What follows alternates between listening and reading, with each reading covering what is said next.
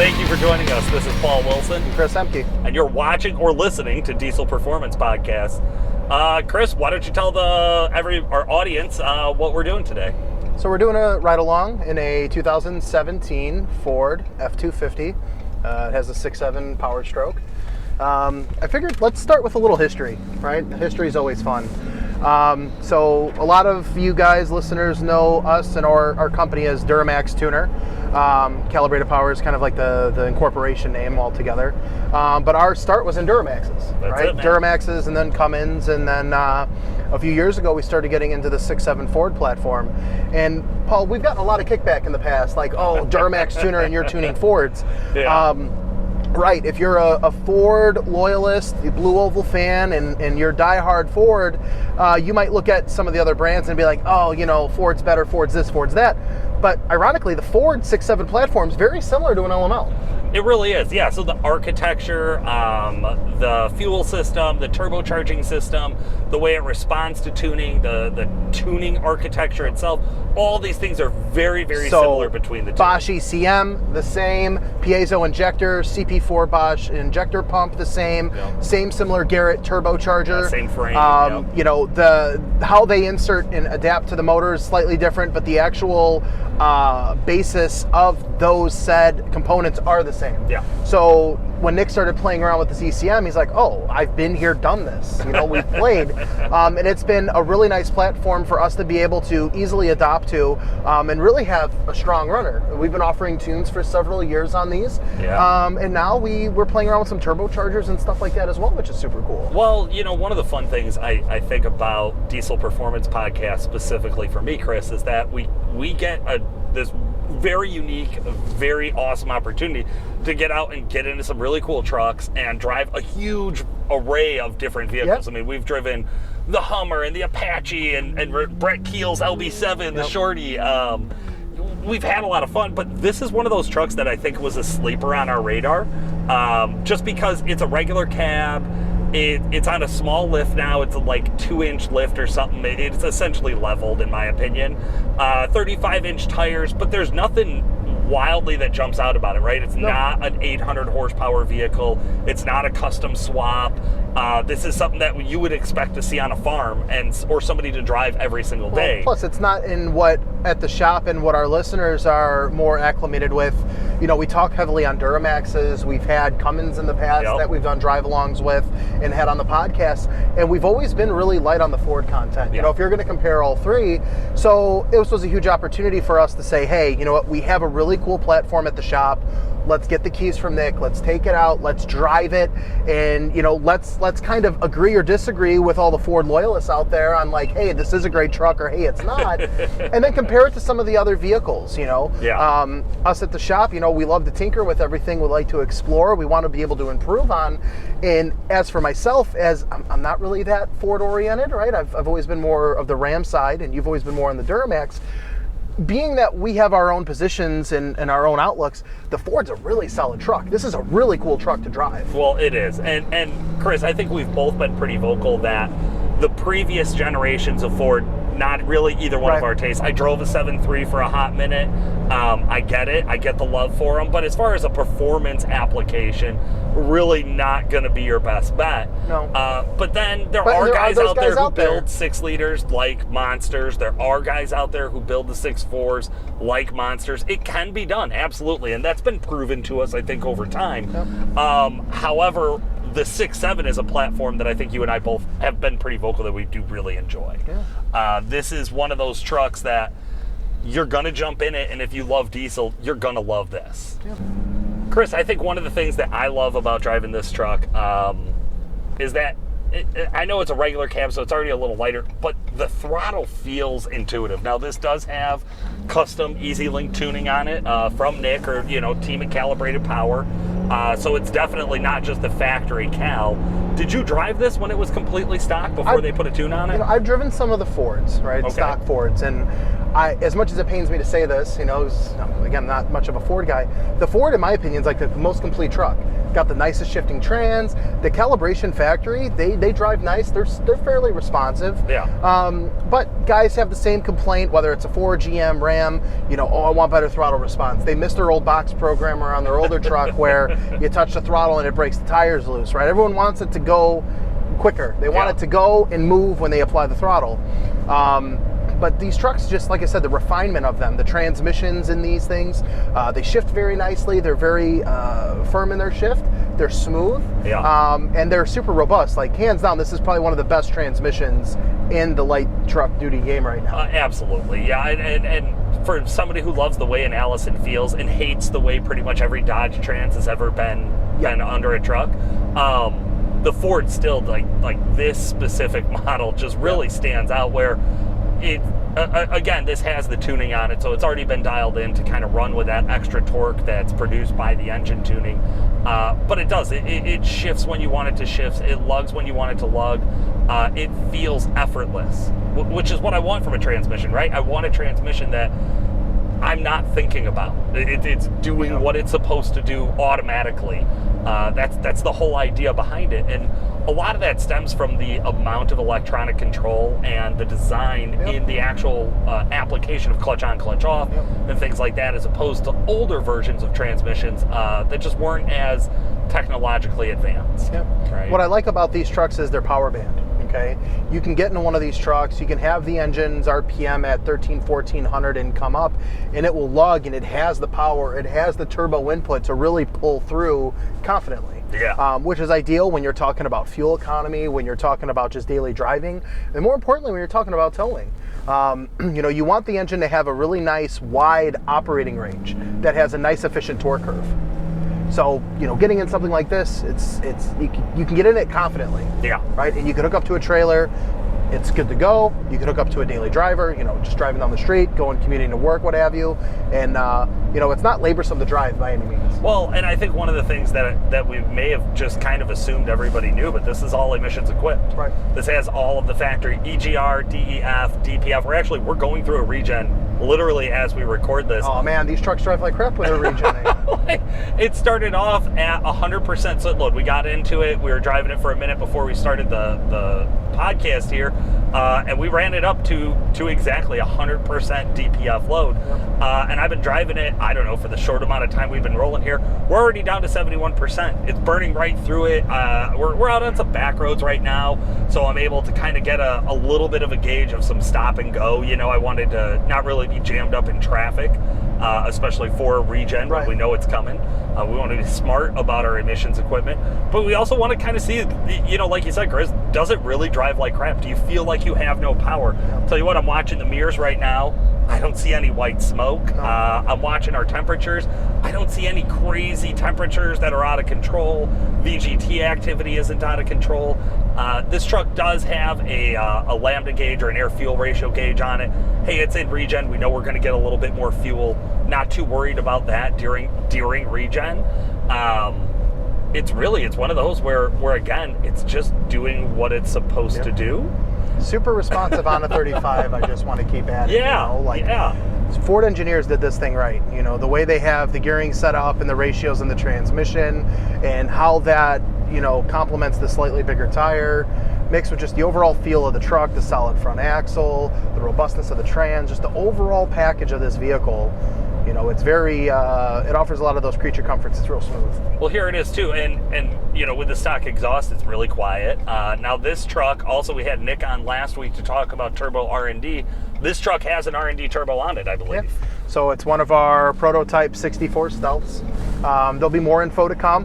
Us at the company, we finally went live with our Cummins turbocharger, which we've talked about in previous podcasts, our L5P turbo. So this is one of those next in the pipeline.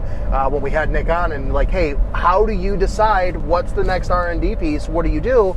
Well, here you have it. This is one of the next projects that we're working on, and here we are. We're part of the R&D process. That's it. Yeah, officially a part of for process. Think we can get badges? For sure. I think we get badges. Sure. R&D team. There you go. Well, what's funny, Chris, is if nobody told you there was an aftermarket turbo on here, You wouldn't know. you would have no idea. Honestly, that's, I remember back when we first did like an LB7 Stealth, and we used to say that like, oh, under like a stock tune or like a real mild tune, if you're driving light, you would never know the turbo was there. And as we got into 67s, which are capable mostly of like 750 to 800 horsepower in those turbos, it's always fun to get back to drive a 64, where I've been real light on the throttle, guys. We're trying to work through this regen. Like I said, I don't think I've broke 40% throttle input. We're down to 63% DPF load already, by the way. Well, let's look at it from a different perspective, right? Because you get guys, I get guys, they'll call in and they'll go, well, what does the turbo sound like, right? What is the turbo going to do? You could put a turbo on a truck, and that turbo is going to have a lot of different attributes. It can react differently based on how you use the truck. Sure. You could tune the truck and have it sound loud and obnoxious. You can have the turbocharger have a crazy whistle out the tailpipe. You could tune the turbo to have erratic drivability if you wanted. But what makes a great product is something that you can drop into the truck and you can retain a lot of the refined drivabilities. Whoa. Something that you don't have to drive around that turbocharger. There you go. You can get in the truck, you can hook up to your trailer, you can get in the truck, you can commute, and it offers that same type of drivability or stability to where you don't have to drive around the modifications. The modifications work in favor of how you use the truck. Exactly. And this thing too is, it's just, you need so little to tame this truck, you know, because we've had now the dyno, this truck will make 600 horsepower to the wheels, no problem. But yet you get it out on the road and it doesn't feel like a wild beast. It doesn't feel like you're dangerous. It doesn't feel like you don't know what it's going to do next. You're kind of just like, man, I barely need to touch the throttle and just rest my foot there, and it holds 60, 65 miles an hour all day long, no problem. It's that, flying under the radar, right? It's sleeper, it's subtle. If you need the power, it's there, So you have a truck that's going to have good drivability. Yeah. You're going to have a truck that you can hook up to any trailer you want, within the restraints of the truck, right? With what its limits are. Sure. And you're going to have confidence. Well, Chris, and that brings up a good question people always hit me with. It's like, well, if I increase the power of the truck, do I increase my GVW? Right. And I like the concept. I like where your head is at when you're asking that question. I really, really do. I wish it was that simple. However, I'm pretty sure GVW is mostly determined by safety restrictions, not power restrictions. Yep. So it's about braking. It's about can you stop the weight of the load that you have going. That has a lot to do with it. Yep. And then, of course, also, like, is the truck strong enough to survive a crash if you have all of that weight behind it and things of that nature? So it's usually not a power. I would say for those of us who have loaded a trailer well beyond what IDOT wanted us to, or whatever your state's Department of Transportation Enforcement code is there, when you add power, the thing you got to worry about is actually, are you adding heat? And that's one of the things with this turbo that I've noticed, is that even in the testing and what I've seen in the R&D process with it, is it's not a situation where we're adding a ton of power because we're adding a ton of heat, which can be a byproduct. This variable vane technology allows more airflow across a wider operating range, and that's why we get some of these results, I think, that Chris and I have been talking about, which is about how smooth it is and about how the power comes on so nicely, and about how it has this wide operating range where it's capable of doing all these things. You could hook this to a trailer. We shot some video with it, I think 2 or 3 weeks ago. Oh, cool. And we had somebody else out driving it and shooting some footage of it pulling a big enclosed 20-something foot enclosed trailer, and it did great, man. I mean, we were doing some passing shots with it, so we were working it pretty hard, and it held up just fine. It's a regular cab. It's a little bouncy, right? It wasn't the best weight distribution, right. Well, it's for light, that big of a bumper pull. Yeah, but it's unique. As you get a little older doing this, I think about my 19-year-old self, and I think about what I wanted in a turbocharger versus my 25-year-old self versus my 30-year self. You kind of have these different requirements on checklists, Sure. The one thing that's still the common attribute is I want power. You want that power. You want to have more than what the stock truck is. You don't want to pull up to a truck like yours and it's the same truck, right? You want to pack a meaner punch. But as you get a little older, you want the truck to still respond and react the way that truck next to you reacted. Yeah. Just better. Yeah. Just better. So, I mean, I can't speak enough on the Ford platform, and how nice this truck drives. the smoothness, the quality of the truck as a whole is definitely enjoyable. Yeah, and I got a chance to do that towing series with Nick over on the Duramax Tuner YouTube channel where we compared all the new trucks. It was the 2019, 2020s. And the thing about that test is we drove all of the nicest possible trim levels. Like it was the Tremor package, the Denali, the whatever, Laramie or whatever the Ram was. This truck that we're driving now is not the super... Dude, this is XLT, baby. XLT. So that's... Where am I at in the Ford echelon of we have all the bells and whistles, but we have cloth. Okay, we have the nice, I know the viewers can't see this, but we have the nice 8-inch screen. We have, the dual climate control. It's not a premium sound system, but it is a regular cab. I don't know how premium you need to get. Well, I also love dual climate control in a regular cab. Yep. I don't know how different it could be. Your wife and my girlfriend might say otherwise. They probably love it, right? The women are probably going to be bigger fans than the males, but this is a really nice option truck. Being that it's a regular cab, when I look at it from the outside in, the regular cab looks very angled. It looks very awkward. But when you get in it, for a regular cab, there's a decent amount of room. There's some room back here to store stuff. Yeah. But we're sitting here, and I'm comfortable. I'm not pinned on the wheel or anything like that. No, and you can still go back. You can go forward. Yeah. So it's definitely the approach or my assumption of how the truck interior-wise was going to be was much different once I got in it. Right. And you get into like the 4 doors of these trucks. They're huge cabs, man. They're big cabs. They're super spacious. But it just again solidifies where the popularity lies with these things, as you drive these trucks. Yeah, absolutely. Well, Chris, I'll tell you what, we're just about done with regen. We're down to 42%. Yeah. These trucks generally will dip down into the 30s, and that's when you know that your active regen is over. You may see it go lower from that. If you're out like towing or working it, that's probably more of a result of a passive regen where the work you're doing is already just pushing for more soot out of there. So yeah, pretty good range, pretty quick time for a regen. Do you want me to pull over? Do you want to get behind the wheel on this thing? Yeah, let's give it a go. All right, man. All right, so we made the switch. That's it. Yeah, we made the switch, Chris. First thoughts, your first 5 seconds in this thing. Super what do you responsive. think? Felt like a stock truck. Yeah. Not gonna lie. This is. I'm gonna complain. I don't like the camera in my face. It's been a minute since I've had that. So, other than that, this. I will say I'm used to a little bit of a lower truck, so I am very up in the air too. Yeah. This is a tall truck. It really is. Like I said, it's a small lift and a set of 35s on it, so it's not like it's jacked to the sky or anything. But when you're used to driving pretty much anything else, it definitely feels tall. Just the position of how you're in the cab of this, you're up more. Also, the way the hood slants makes the front end feel short. Yep, and it's an illusion. And it does. It definitely helps you feel like you're looking down at everything. The standard Ford owner kind of mentality. I'd want to hook up to a trailer and tow with this. Right? Just to do it. Just to say I did it. It's I think like in my head when I think about like what I want out of a regular cab diesel truck is you need something that's utilitarian. I mean you're probably not getting it to be fancy, right? So you need it to do that daily driving that you have to do because you're a human who has to drive your vehicle every day. Yeah. But you also want it to be able to hook up to something and be able to pull it. And this is one of those trucks that just, it feels like it's not going to have a problem with that. And I'll tell you from experience, it doesn't. No, this thing just gets up and gets out of its way. Does. Wow. Yeah, and the turbo, I got to drive this before the turbo was on it. So I got to drive it with aftermarket tuning, stock turbo, and then aftermarket tuning, aftermarket turbo now. And I will tell you, no, I could not feel or measure or notice absolutely any difference in spool up. No.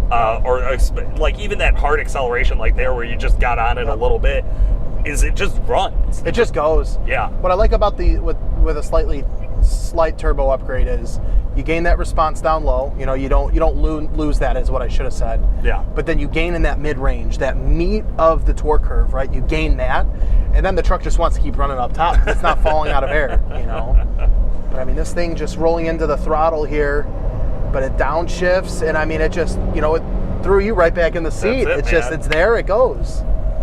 And It's just this is crazy one how of those refined that these are. I think when somebody drives a vehicle like this, all of a sudden that idea of emissions equipped performance just starts to become more and more feasible and more obtainable. Somebody hit me on the Duramax Tuner YouTube channel just this past week or whatever. Some with a comment in reference to like one of our should I delete my LML videos. Yeah. And the comment basically was saying, I don't know why all you diesel performance companies didn't get together and fight the EPA in court. And I was like, well, one, I know just from our camp, we'd rather spend our time innovating than litigating. So we'd rather be developing new products and working within the confines of what's been presented to us as opposed to spending our money on lawyers. Two, I'm not even going to address the fact that like huge mega corporations like, you know, GM and all the other auto manufacturers and gas and oil industries, they couldn't come up with enough money to win. So I don't know why smaller companies would try. But I think that also that comment comes from somebody who has a belief that the only way you're going to get the truck you want is to delete the emissions. Well, we've talked about this before. It's the old mentality. It's old technology. Back in the late 2000s, early 2010s, that was the big movement, delete, delete, delete. Yep. And that's been a practice that a lot of shops and some companies have still maintained to this day. The emissions are a moving part. We've talked about this, right? There is a time and a place. There is going to be a failure rate. That's going to be there. That's inevitable. But there's also ways to approach how you modify the truck, how you tune the truck, how you maintain the truck that can really help those vehicles stay in one piece. I always make the comment and the joke, well, if your water pump fails, do you delete the water pump? My truck, 30,000 miles, the factory water pump failed. Yeah. Can't go and delete that. Nope. I had to go and buy a new one. Now, the parts to replace the water pump are a little less expensive than some of the emissions components. Hey, listen, there's some of those emissions failures where when somebody says, I meet all of these requirements, like I'm never going to drive across the country. Right. My state is very unlikely to have any emissions equipment laws get passed anytime soon. Yep. There's little to no enforcement, and I've already had a massive failure that's outside of warranty that's going to cost me more money than it would to delete. Yep. I'm not against that concept. No. What I think I'm pro is saying let's take a look at the truck and find out the most efficient way to get the truck to run the way I want it to run. No. I want it to make more power. I want it to spool up quick. I want it to hit hard. Like you said, when it gets up top, I want it to feel like it has more air than what I need. I don't care what parts are included in that. If they switch to supercharging diesels, I'm not saying they will, but if somehow the technology all switched around and we went to supercharging diesels next year, I'd be cool with that if it drove great. Like, I wouldn't care. I mean, at the end of the day, the guys, I want the sound. Okay, we all have that inner child in us, myself included. I'm not going to dispute that, right? Yeah. But there's a time and a place. But the idea here is you spend all this money on these trucks, you want the truck to perform. Yeah. That's it. You buy a heavy-duty truck for a reason.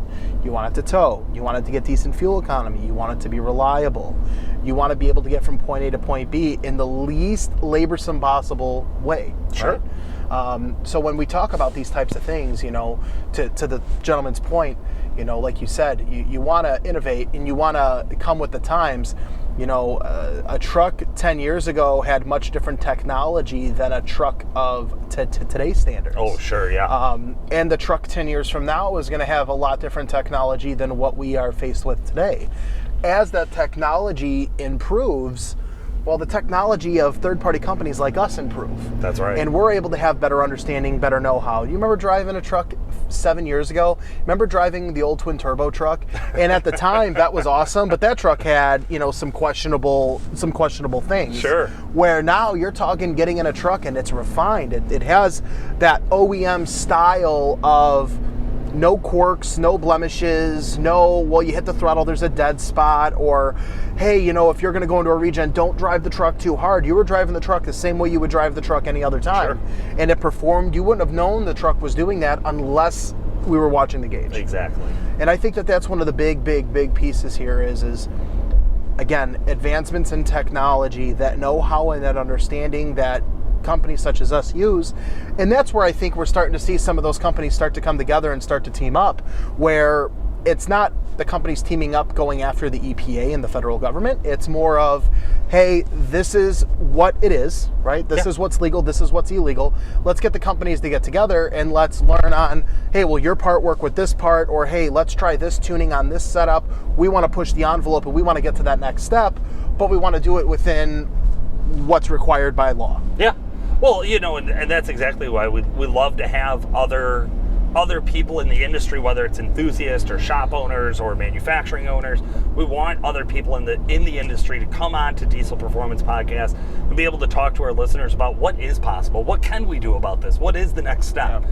Because I think we're seeing, especially after the massive level of competition being raised at UCC this year, we're seeing that racing is certainly not dead. There is going to be a racing scene happening.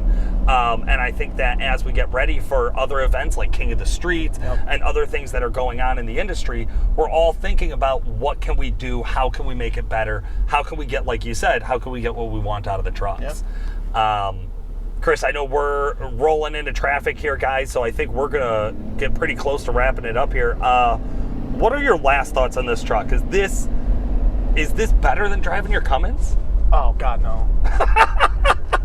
You're such a liar. I mean, the truck drives nice. And here's the thing, Fords definitely drive nicer than a Ram. I'm not going to dispute that.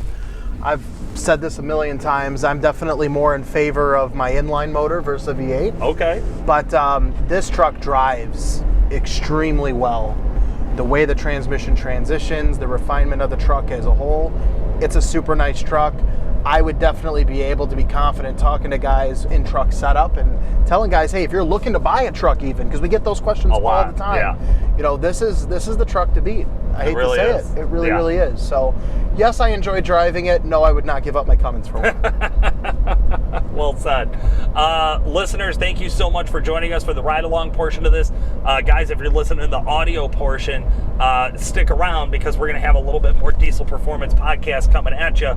We have our super tech, Jeremy Garnett, coming on, and I believe also we'll be talking to our remote support expert just a minute after a word from our sponsors. Replace the old leaking radiator in your truck with a direct fit replacement from the XDP Extra Cool radiator line.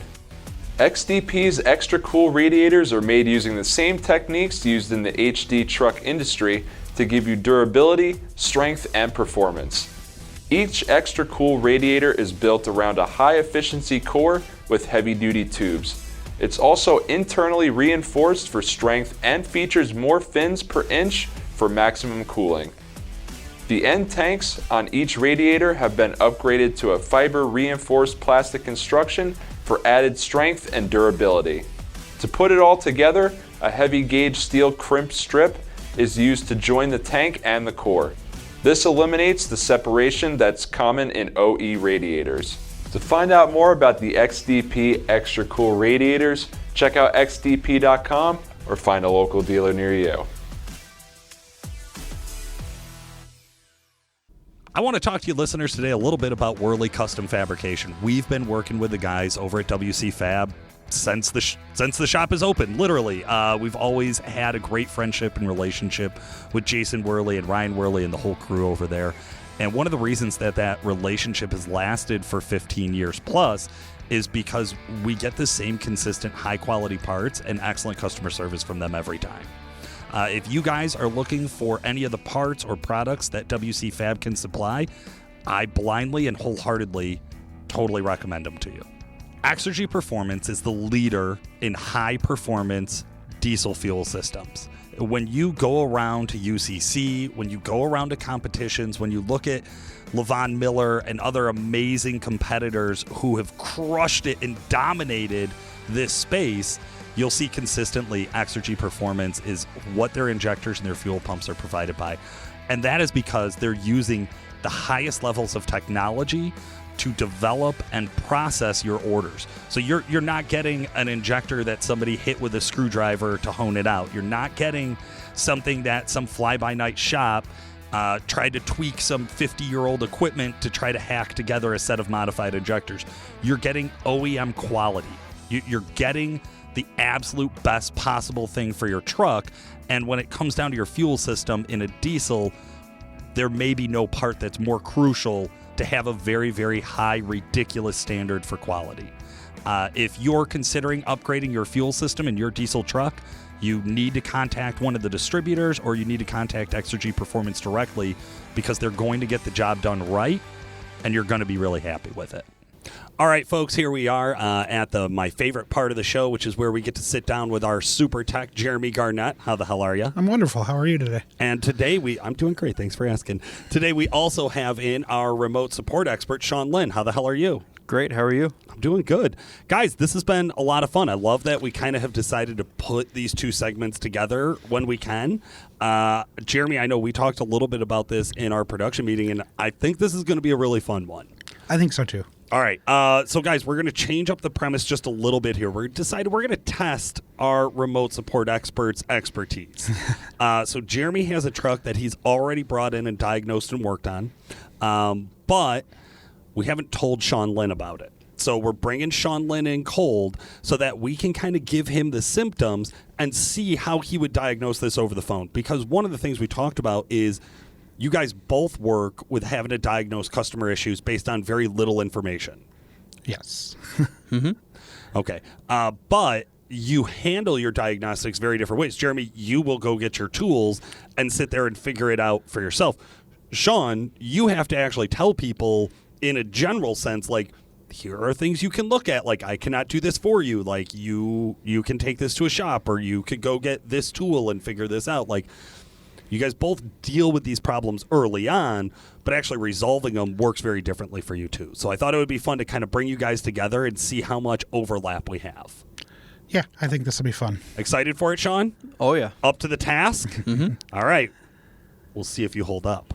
All right. So, Jeremy, give us a rundown. What is the truck, and what were you told when the truck first showed up in your hands? Today we have a LWN 16 GMC or Chevy Colorado. I got handed a set of keys and a ticket, and says this truck came in on a tow truck, not running. Diagnose. Boom. Sean, this may have been too easy for you. Sean, you drive an LWN. Yeah, I've had one for over 4 years now. Oh, my God. All right. Well, listen, I knew this might happen. I just realized that you do drive a Colorado for 4 years now. So let's see. This should be a nice, easy tee up for you. If you were getting a call from a customer, or if Jeremy was the tech and he was giving you a call and he said, hey, man, LWN just came in, not running. What do I do? The first thing I would have to ask is, when did the truck stop running? Were you driving it? Did you go out and it just didn't start? What kind of check engine lights are you getting? Dash messages? That would all be very helpful. Okay. All right. Jeremy, I think you have some of that info. Yeah, it's actually some of the first things I did. So first thing I did is grab a scan tool, walk out to the truck, and crank the truck and see if I can get it to start. Truck cranked for a minute, started for about 10 seconds and shut off. Oof. Sounded really, really bad, like duck, duck, duck, like injector noise, like an old LB7,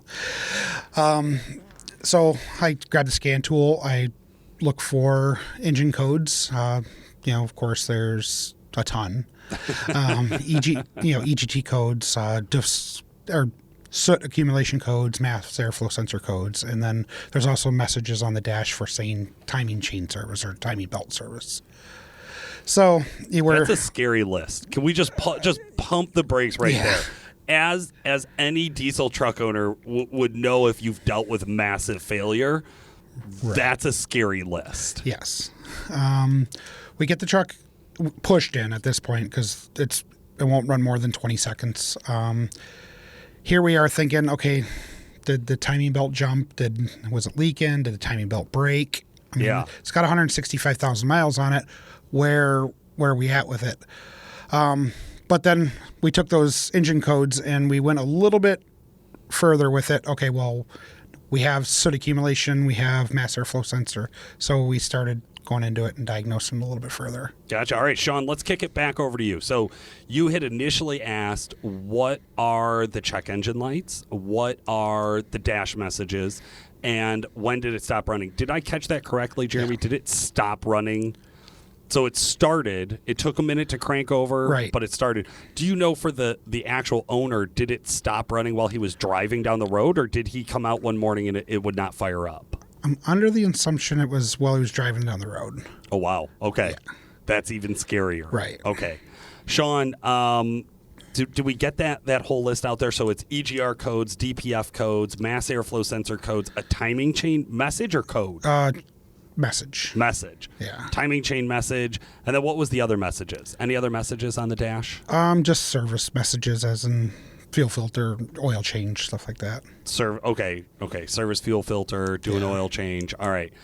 Sean, what if I came back to you and I gave you all of that information?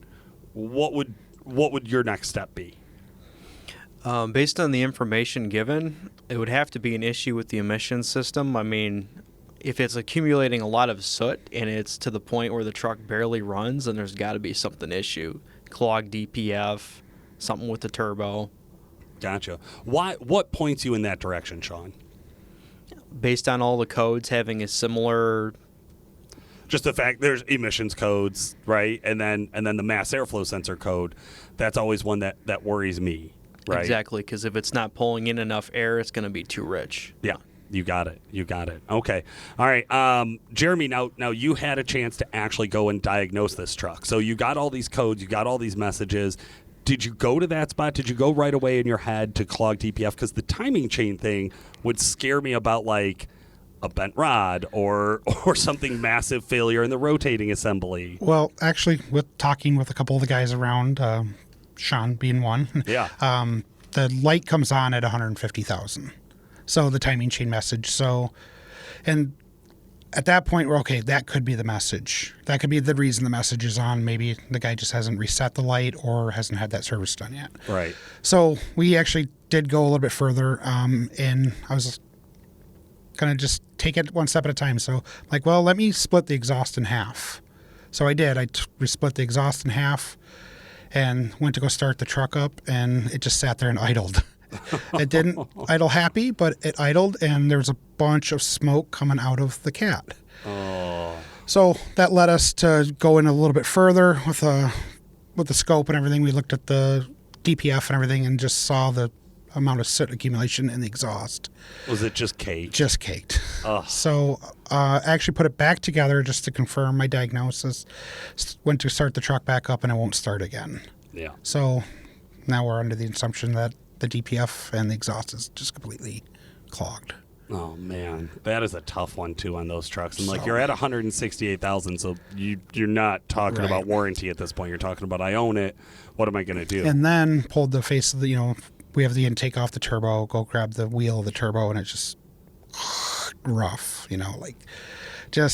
it's not seized, but man, it just don't want to spin very nicely. And this turns into a chicken or egg conversation real quick. Right. Because if your DPF failed and you weren't able to get into a regen, it could build enough soot that it plugs up, and then that back pressure could fail the turbo. Right. But also, if your turbo failed and you kept driving the truck and it was slowly failing over time and it was getting worse and worse and becoming less and less and less Right. effective, you also would be running rich. And like Sean had mentioned, if you have any sort of intake issue or getting clean air into the truck issue, you're going to have a problem with soot production. Right. So if you increase soot production, you could fail your DPF very quickly. So do you think you'll get to a point on this truck that you'll be able to say this is what the root cause was? I don't think so. Just because you have both parts are bad. Right. So the DPF's bad, it's bad. It needs to be replaced, and the turbo's bad. Right. So I'm really not going to be able to tell you which one went first. Could I fix this with That's an assumption, but yeah. Okay, gotcha. I always love guys too. At this point, a lot of guys are going to jump on to say delete the truck. Oh yeah. And I understand that desire, but getting deletes, especially for a 2.8 liter, getting tougher and tougher out there in the industry. Now, obviously, here, Calibrated Power Duramax Tuner, we do everything all emissions equipped. Our customers know this coming in, so it's no secret. Customer is on board. He is ready to return the truck back to working healthy order. He hasn't just scrapped this thing and just said, never mind, just I'm gonna roll it into a dumpster and light it on fire. If it needed a motor, then probably. Okay. But we actually got parts ordered, and we'll get them installed. They won't be here for a few days, so we'll get the new turbo put on. We're not actually going to do a aftermarket turbo. We're going to do a stock turbo because it's a non-tuned truck. Stock turbo, stock exhaust, and save what sensors we can, and go from there. I love it. Well, I'm excited to see if it pans out. Sean, what do you think?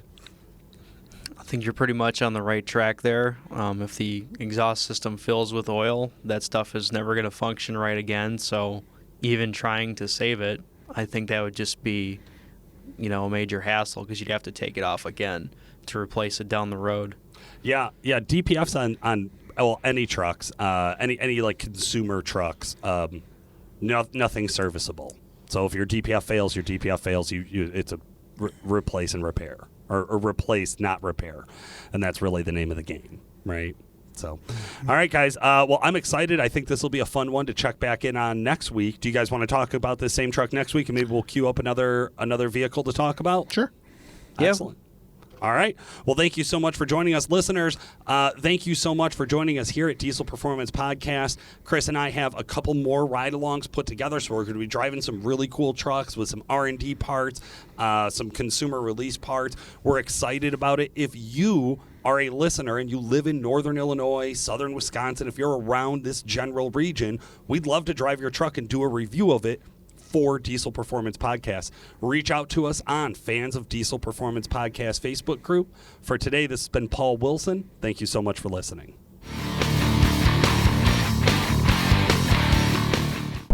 East Atlanta Santa.